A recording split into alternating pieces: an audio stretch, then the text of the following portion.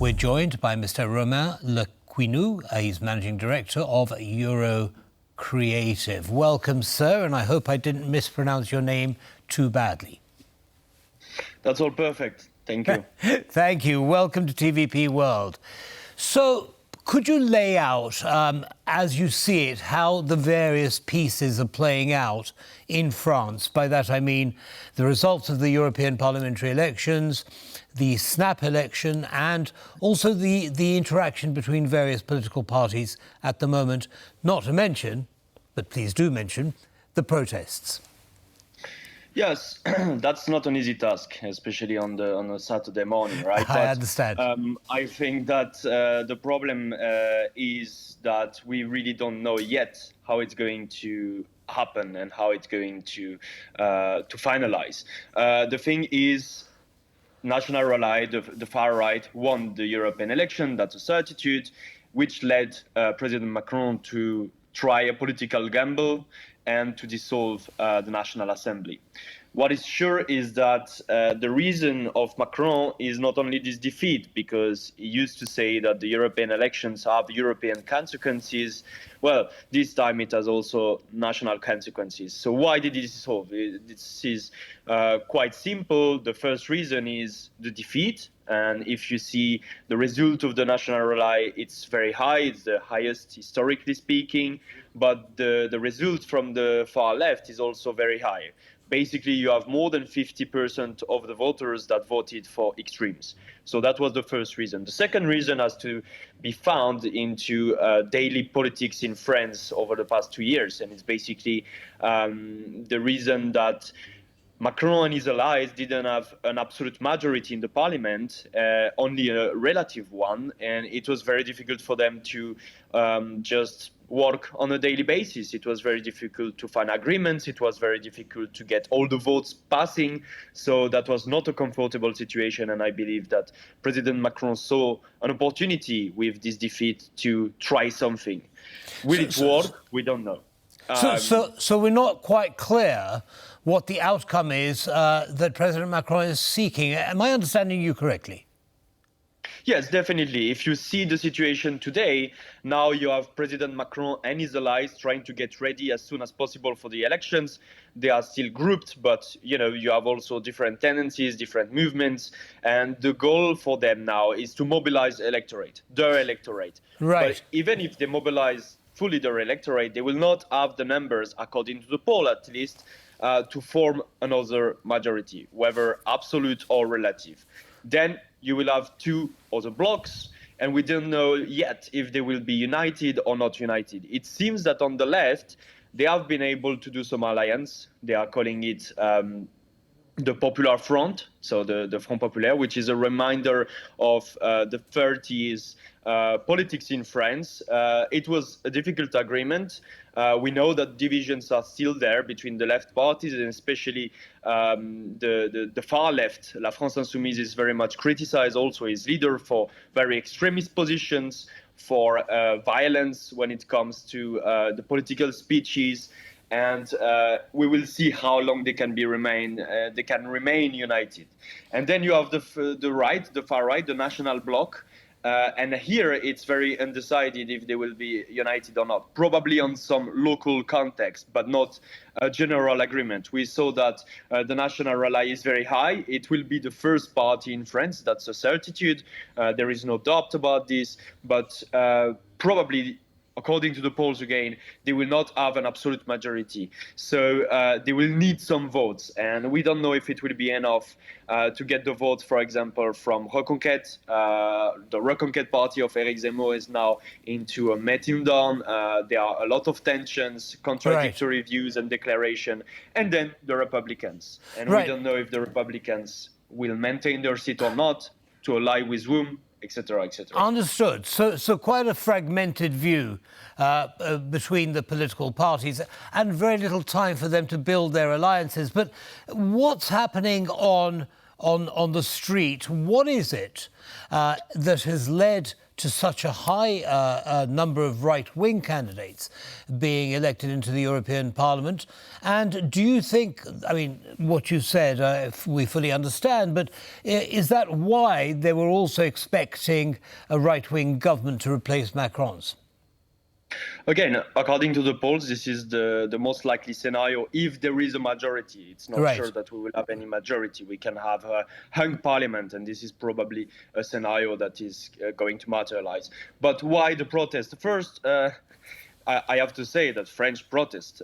So this is one of these. But we have to see it as a historical dimension also. Protests against the far right were something that was done and were very popular in the past. If you look at the first achievement of the far right, which was the accession of Jean-Marie Le Pen, the former and the founder of the National Rally, to the second round of the presidential election in 2002, people mobilized extremely. They mobilized in the street. Millions of people were protesting against the far right, against the return of fascism and things like this. And then it transformed into the voting station. It transformed because President Jacques Chirac won by more than 80% of the votes. Today, we are not talking about millions. We are talking about a few hundred of thousand people. It's a lot, but it's not the same popular movement. Well, and we don't know to what extent the popular mobilization will transform into mobilization in the votes. The Right. reason is simple. We lost what we call the Front Républicain, so the Republican Front. We lost the certitude of people massively voting against the National Rally, against the extreme right in France. OK, understood. But there must be something about the National Rally that resonates with the man and woman on the street. What is it? The return of the far right, the arrival of the far right in France. That's it. It's about politics. The people are afraid of certain policies from the far right. These people are especially located on the left of the political spectrum, and they are specifically afraid of societal positions from the National Rally. Forgive me. That's what I was asking actually was, what is it that resonates with the people who voted for Marine Le Pen and the National Rally?